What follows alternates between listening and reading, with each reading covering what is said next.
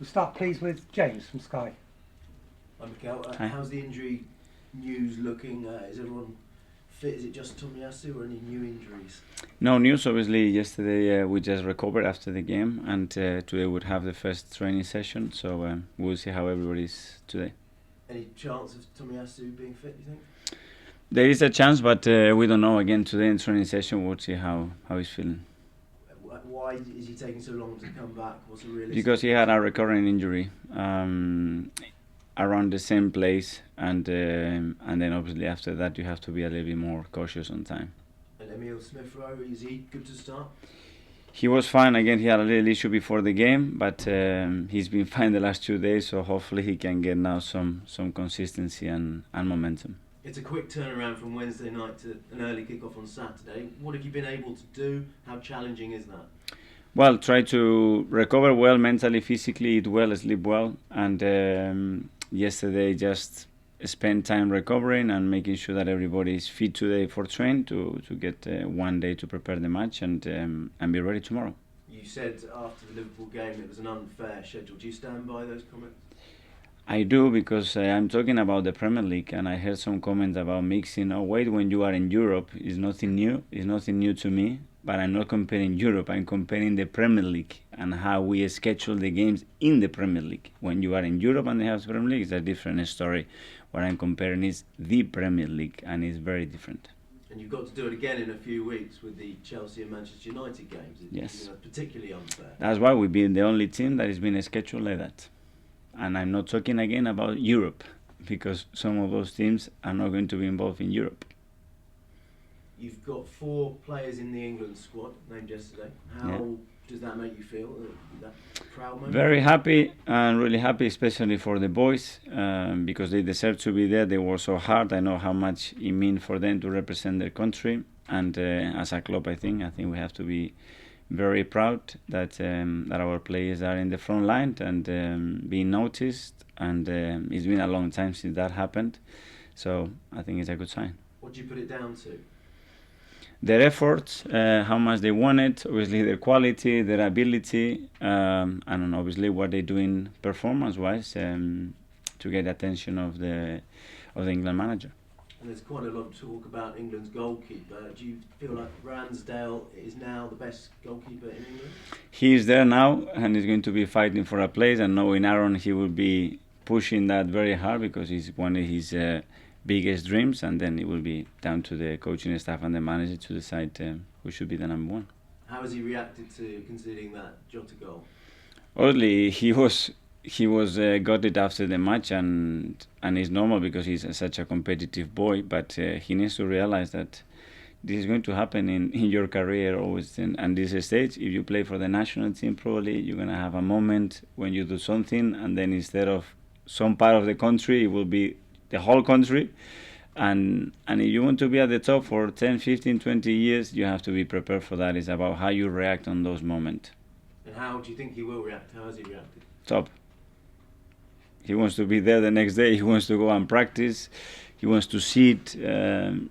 He's very critical of himself, so sometimes he needs to have some help to put things into perspective, and for him to realize as well how much he has contributed to the team. And a top 4 finish, what would that mean to you? How big an achievement would that be this season? When we do it, I will tell you, because it still hasn't been done. It's still 11 games for us to play, and a lot of things would happen, and that's what we are preparing for. And 4 of the next 5 are away from home as well. Does that represent just how tough it's going to be? Very, because every game in the Premier League is extremely difficult to win, and we're going to be playing very difficult matches like the rest of the teams. The good thing is that we have some games in hand still, and start on Saturday again, performing like we did against Liverpool for the majority of the game, and if we do that, we'll be close to winning football matches. And Aston Villa, what have you made of them under Gerrard and how he's turned them around? Very good. They had some very positive results in the last few games. He's changed the shape. He's changed a few things that the team is doing. He's brought a different energy again to that stadium, I think, and I'm impressed with what he's doing. Coutinho, is he the danger man, the man you need to stop? How do you stop him? One of them, obviously, the team activates a lot of things when he's on the ball and he's in dangerous areas, and he has contributed a lot in their attacking phase. So obviously, it's something that we have to bear in mind. What do you think he does so well in the Premier League? His ability to create goals and to create chances and to unlock spaces when they don't exist, and that's a quality that he had, and he did continuously when he was at Liverpool. Hi, Mikel. How are you? Hi.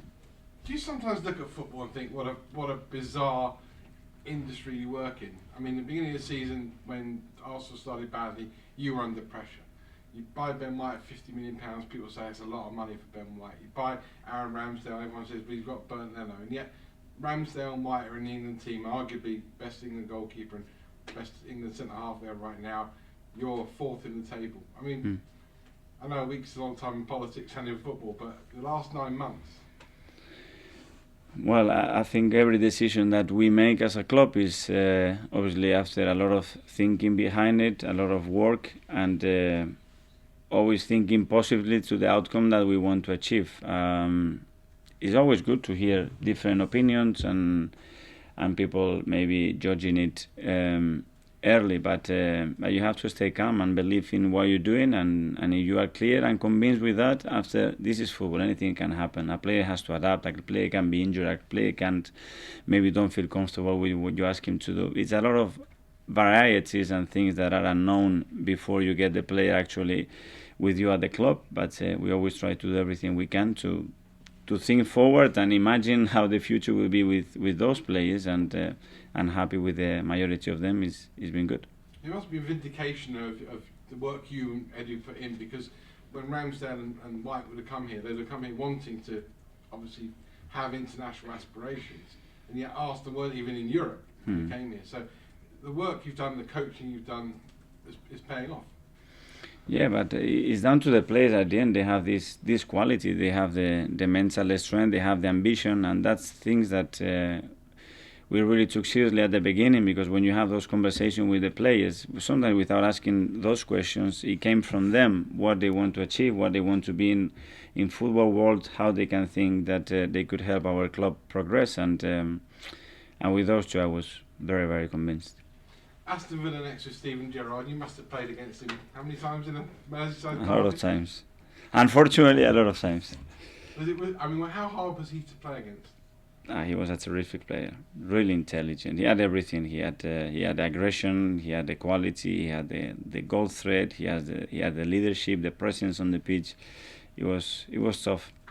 Doesn't mean he's going to be a good manager though. There's been plenty of really good players that haven't made it, but he looks like he's got that. I think he's done very, very well so far, and what he did at Rangers, I think it's remarkable, and I don't know if he gets the credit that he should, because I played there and I know how that club was and how he's turning around and what he's doing at Villa. So I think so far he's done really well.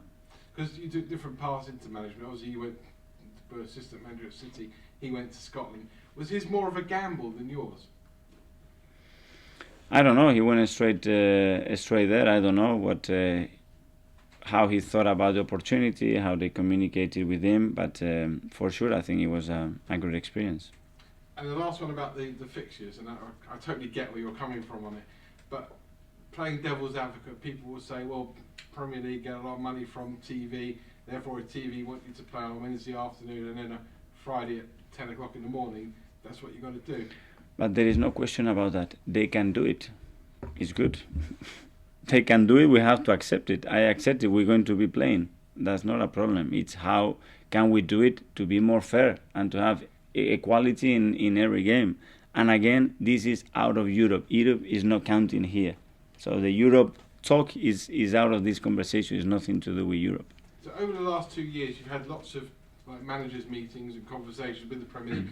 All right, albeit about COVID and health and what have you. Do you think now, moving forward... Because the first thing is to protect the players, and we mentioned that many times. Can we please avoid the Wednesday night and Saturday morning and traveling and all that things? And I understand, that they have the commitments and TV, and we all understand. And can we try it?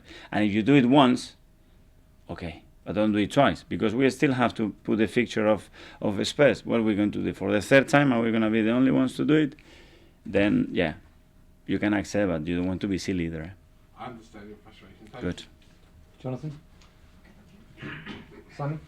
For the standard, this one, so that's the... Just go live, it's okay. Is it? Okay.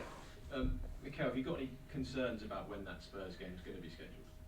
Yes, because I don't know, and we are not going to be deciding, and it's going to be very important. Have you had any talks with the Premier League about it yet? Has it come up? That's nothing to do with me. That's the club has to arrange in those conversations. And will you guys get a say in when it goes? Hopefully, I doubt it, but hopefully. And just one quickly on, I know you touched on Coutinho there, but he was someone who was linked quite a lot with Arsenal over the past 2 years or so. Was he ever someone who was on your radar or you looked at? We looked at many different players with qualities that he obviously had, and at the end we went for a different option. James, at the back. Hi, Mikel. Hi. Ben White's been recalled to England squad. He's had a great start to his Arsenal career. He came to the club for a big price tag. Were you at all worried about the price tag he was coming for, or did you expect the quality from him?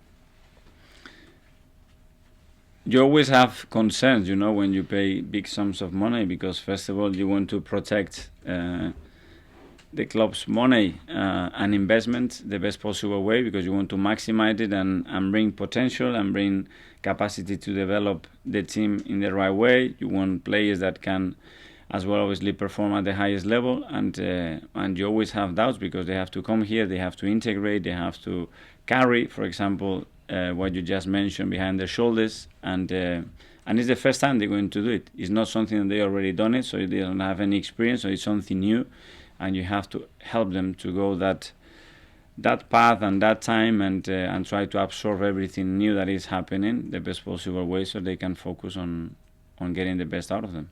You've been very solid from defending set pieces, especially corners. You faced 128 corners and not conceded a single goal. Just how crucial has Ben been to playing a part in keep that way? I think the whole team is the commitment that everybody has to fulfill the roles, the discipline that you should do it the way we've done it, and we want to maintain that or improve it. Cheers, Mikel. Thanks, everybody. That ends the live section, so we say goodbye to